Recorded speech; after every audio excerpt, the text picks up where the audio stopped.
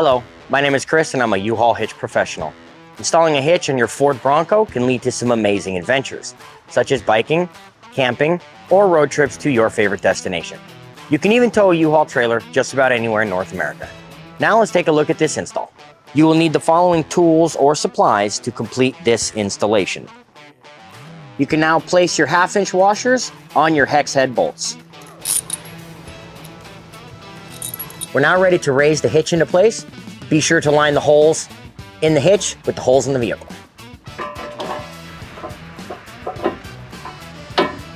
Raise the head of the bolt over the exhaust to gain access.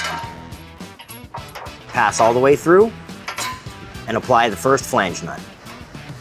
Repeat for the remaining hardware.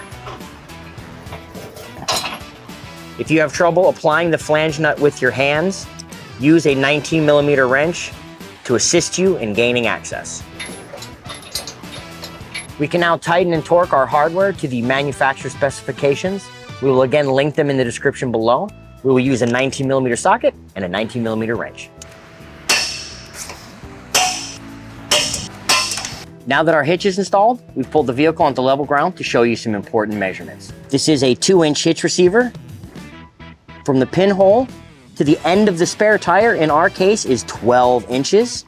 From the ground to the inside top of the receiver is 20 1/4 inches.